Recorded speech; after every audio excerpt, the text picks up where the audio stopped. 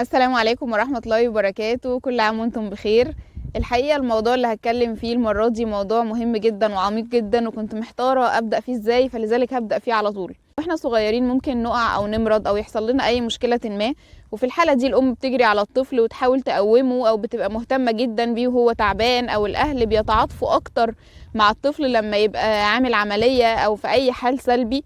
ويمكن لو هو كان في حال ايجابي مش هيدوله نفس الاهتمام. يعني لو طفل تعبان وطفل ناجح هيبقى اهتمامهم اكبر بالطفل التعبان، وهيقولوا طبعا ما ده طبيعي. اذكر مره طفل وقع وجه بيعيط وبيقول لي انا وقعت على ايدي، قلت له ده انت بطل وانت قوي وايديك قويه. اتنرفز جدا وعيط اكتر وقال لي لا انا مش بطل، لا انا مش قوي.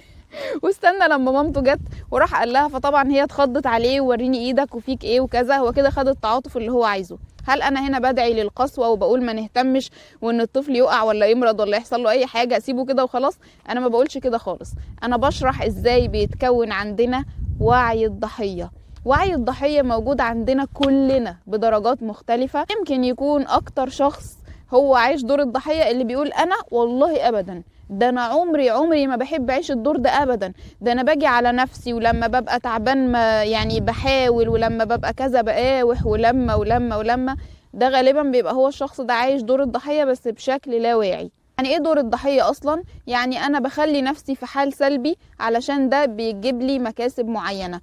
دايما المجتمع بيشير للضحية ان احنا لازم نتعاطف معاه بأي شكل، نتعاطف معاه بالتعاطف المادي او التعاطف المعنوي، المهم نتعاطف معاه. وعي الضحية بيخلي الناس تاخد مكاسب مادية وبيخلي الناس تاخد مكاسب معنوية لما بنستمر في الوعي ده كتير واحنا اطفال وكلنا مرينا بيه، بتكبر الانثى وهي شايفة ان طريقتها للحصول على اللي هي عايزاه انها تعيط، وانها تمرض احيانا، وانها يحصل لها اي مشكلة ما كده ظاهرة عشان تاخد اللي هي عايزاه. هي عارفة كويس قوي انها لما تعيط هتاخد اللي هي عايزاه. والذكر عشان ياخد التقدير يبدأ دايما يظهر مجهوداته ويظهر دوره ومسؤولياته في صورة ان هو ضحية. انا بروح الشغل كل يوم وبتعب في المواصلات وبعمل. انت فعلا بتعمل دور مهم، انت فعلا راجل كويس جدا انك مكفي احتياجات بيتك، وبتجتهد انك تواكب الظروف الاقتصادية بتاعتك، وبتجتهد انك تخلي عيلتك في حالة افضل. لكن انا عايزة اسأل سؤال، هو انت لو خدت اجازة طويلة بتبقى مبسوط؟ يعني الناس اللي طلعوا على المعاش مثلا مبسوطين؟ حاسين انهم مرتاحين؟ بالاخص الرجاله مش الستات. لكن هو هنا اتعلم ان هو يطلب التقدير بانه يعيش دور الضحيه هو كمان. وعي الضحيه موجود عندنا كلنا بدرجات مختلفه. ازاي اعرف ان انا الوعي ده موجود عندي بدرجه كبيره او بدرجه قليله؟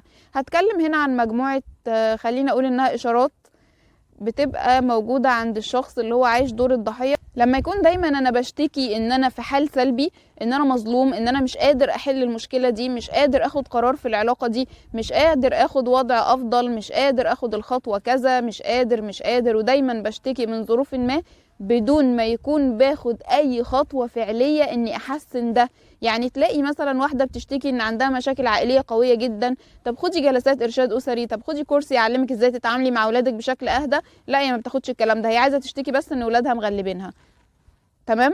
يبقى الشكوى بدون خطوات فعلية، بدون ما تكون انت هتعمل حاجة فعلا، ده بيبقى فيه جزء من وعي الضحية. في ناس بقى بيجوا يشتكوا من حاجة مثلا واقول لها الحل كذا كذا، او اقول له الحل انك تعمل 1 2 3. انا يجي يقول لي طب بصي بقى، انا دلوقتي عندي وقت 1 2 3، قولي لي اجيب وقت منين؟ انا دلوقتي بصرف 1 2 3، قولي لي اجيب فلوس للكلام ده منين؟ انا مش شغلتي ان انا اقول لك تعمل ده ازاي. دي اولوياتك ودي حياتك ودي مشكلتك انت اللي عليك تحلها. الشخص ده اللي بيكون بيقول كده ما بيبقاش هدفه ان انت تلاقي له حل، لا ده بيبقى هدفه انه قال ايه معتقد ان هو بيعجزك. طب وانت هتعجزني انا ليه؟ انت اللي لو ما حلتش مشكلتك هتفضل في الحال السلبي اللي انت فيه. اشارة تانية، الشخص اللي دايما بيبقى شايف ان في طرف اخر هو اللي مسؤول، هو اللي عمل كده، هي اللي تسببت في ده، الظروف اللي حوالينا كده، الدنيا اللي حوالينا كده، العيلة دي كذا، البلد دي كذا. دايما شايف ان في طرف تاني مطلوب منه يتحسن علشان هو كمان يتحسن وتبقى حياته كويسة، مع ان انت لو اتحسنت وانت خدت خطوات تقدر تدير حياتك بشكل انجح وبشكل افضل. إشارة كمان لما يبقى كل كلامي دايما بيشير لمشاكلي في الطفولة، وأصل أنا أسرتي كانوا بيعملوا فيا كذا، أصل انتوا ما تعرفوش أنا أبويا ده كان بيعمل وبيعمل، ما تعرفوش ده أمي دي كانت ست قاسية جدا، ما تعرفوش ده أسرتي كانت كذا. هل هنا بأنكر عليك ألمك، بقول إن أنت ما مرتش بالمشاكل دي وما مرتش بالاضطرابات دي؟ لا طبعا، أنت أكيد أكتر حد حاسس أنت مريت بإيه.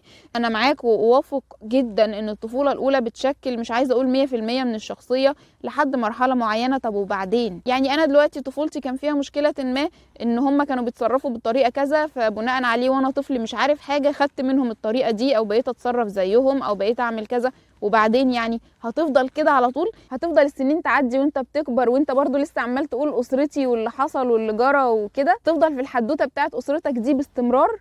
دي طبعا اشاره مهمه جدا من وعي الضحيه.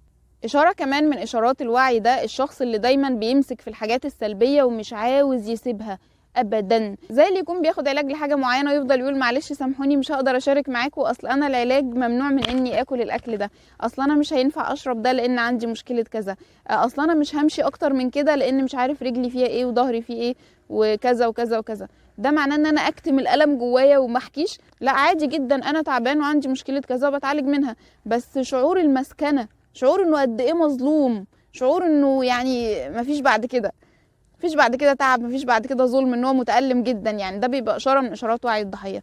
اشاره كمان بقى، وده يعني يمكن موجود بزياده، يعني الشخص اللي ما بيحبش حد يبقى ضحيه اكتر منه، وده بيبقى موجود في الستات اكتر. ان واحده تكون بتشتكي مثلا انها الولاده بتاعتها مثلا كانت صعبه، تانية تقول لها لا لا انت ما تعرفيش ان الولاده بتاعتي كانت كذا، ويدخلوا في سباق الولاده الطبيعي اصعب ولا القيصري، يعني زي ما يكون انها كل ما تكون كانت تعبانه اكتر انها كده هتاخد جايزه او هتاخد وسام او حاجه من هذا القبيل. يعني تيجي تحكي له عن مشاكلك يقول لك ما كلنا كده، انت عارف ده انا عندي في الشغل كذا وكذا وكذا، انت عارف ده انا ولادي بيعملوا فيا كذا، انت عارف ده مش عارف ايه. تيجي تحكي لصاحبتها تقول لها ده بابا شتمني، تقول لها بابا شتمك؟ ده بابا ضربني. تالتة تقول لهم لا ده بابا قتلني.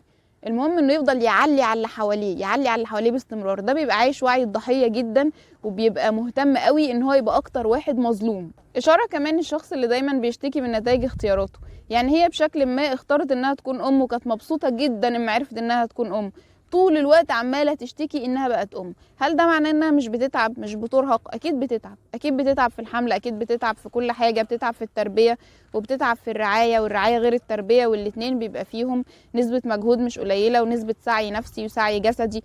لكن انت اخترتي ده، انت اخترتي انك تعملي ده. هل ده معناه برضو، انا هنا مش بقول ان انا اكتم جوايا وما اعبرش عن مشاعري، عبري وقولي انك مرهقه، وقولي انك تعبانه، وقولي انك حاسه انك تعبانه جدا، وقولي كل ده، بس ما تحسيش انك مظلومه، يعني ما تحسيش ان انت مظلومه قوي وضحيه جدا. والا لو انت مظلومه وضحيه قوي كده بتروحي تكرري تجربه الانجاب تاني ليه؟ عشان تبقي مظلومه من الاول وجديد مثلا يعني؟ طبعا لا. يبقى لما اختار اختيار معين ما ينفعش افضل دايما اشتكي من نتائج الاختيار ده.